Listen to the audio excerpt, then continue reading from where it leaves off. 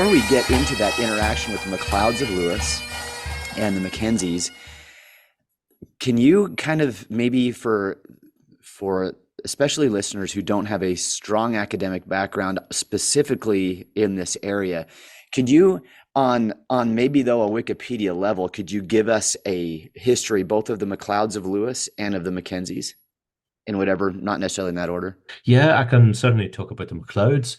So you mentioned our Andrew MacDonald's, great work on the Isles and particularly the MacDonalds or the people who became the MacDonalds.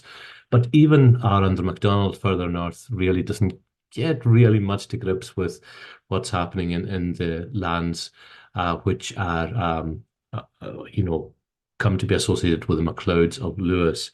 Well, there are two types of MacLeods, at least two. There are MacLeods of Harris and Dunvegan, and there are MacLeods of Lewis. So the MacLeods of Harris are known as Shield Toromach. That means the progeny or the offspring of an ancestor called Toromod. Toromod presumably is the first guy who must have set up this clan, and they will have been related at some point to the MacLeods of Lewis, who are known as Shield Torkel. That's the name they called themselves in the 16th century. That means the seed or offspring of Torkel. So the MacLeods of Lewis, the Shield Torkel, diverged from their namesakes, and they're two independent clans, at least around the 14th century. Now, what's happening in the 14th century? Well, some of your listeners will have heard of Robert Bruce and the Wars of Independence.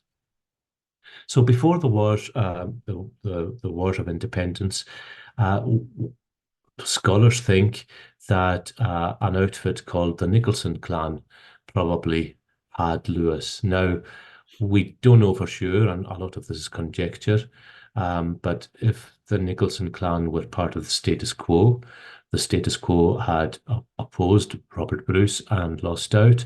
In the aftermath of, or as the Wars of the Independence played out in the early 1300s, those clans who had supported King Robert and were on the winning side won big. For example, the MacDonalds in Islay and in the Isles won big. The Campbells won big. And further north, a question worth asking, is this why the MacLeods emerged in Lewis?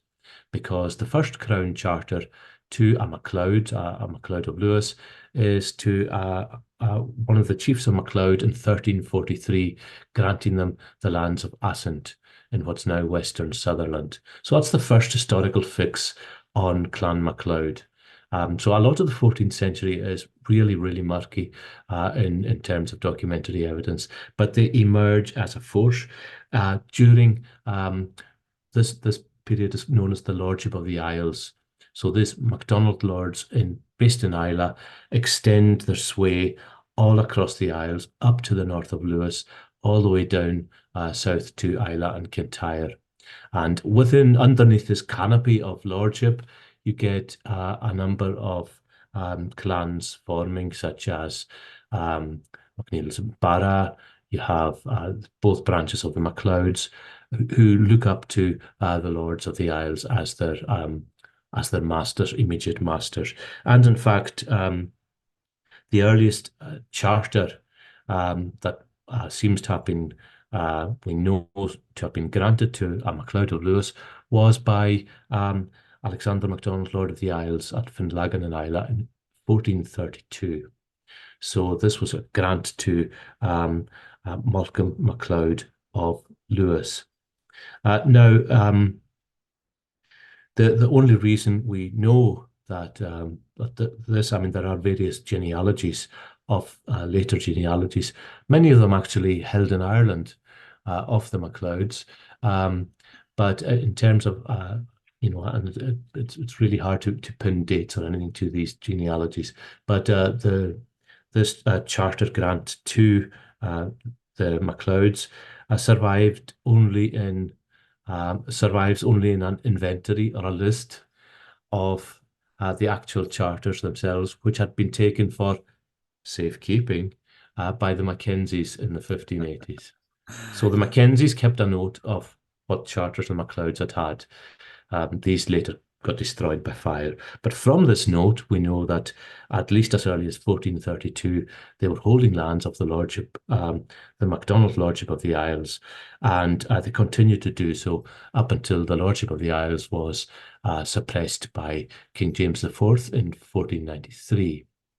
Now, James IV tried to establish Stuart royal precedence or authority over the Lordship of the Isles from 1493 with mixed results, it's fair to say. One of the infant son or claimant of the Lords of the Isles, Dol or Black-haired Donald, born probably born in captivity, uh, imprisoned for safekeeping by his Campbell relations, was sprung out of jail in 1504. What did he do? He went north to see his uncle, Torgal MacLeod of Lewis. And there was a major rising in 1505, and eventually the king sent Campbell of Argyll and various other nobles, and they shelled Stornoway Castle in 1505, 1506, and reduced it to rubble. Torgal thereafter disappears. So there we have the first sort of major rebellion against the crown involving a MacLeod of Lewis. Now, Is the Stornoway Castle, was that the primary stronghold of the MacLeods of Lewis? so yes, Stornoway Castle was the sort of centre or the administrative centre of the MacLeod Lordship of Lewis. But it's important to remember that the MacLeod Lordship of Lewis didn't just consist of Lewis, but it consisted of Vaternish in Skye, just across a district of Skye.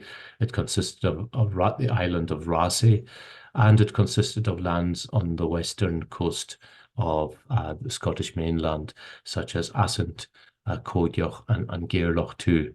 So if you can imagine a map of the northwestern corner, the MacLeods of Lewis controlled not only the coast of Lewis, but also the adjacent Scottish coastline as well. So quite a big area, and they were you know an area where maritime communications were extremely important. And we see them establishing branches in those areas you mentioned, right? Like um, the MacLeods of Rossi, the MacLeods of Assynt. There was some a little farther north. I'm not exactly sure on the pronunciation. It starts with an E, and they interacted with the. Edrachulish, yes. Say that again, please. Edrachulish. Okay, yes. Yeah, Yeah, it just means the name means Adar Dachulis. It just means in between two narrow straits. okay. That's what the name means. Yeah. Thank you.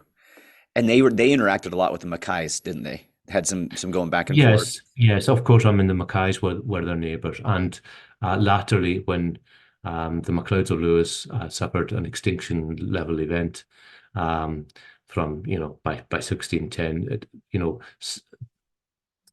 if some lands got taken over by the Mackenzies, a lot of lands, but Edrachulis got taken over by the Mackays. Actually, now that you asked that. Thank you. Yeah. So yeah, by the early 16th century, MacLeods had been a major rebellion.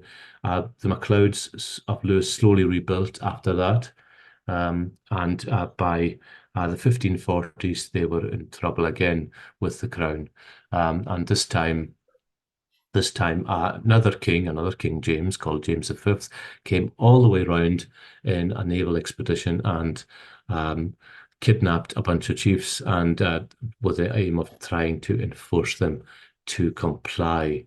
One of the things he did then was to install McKenzie in the area as a royal tax collector.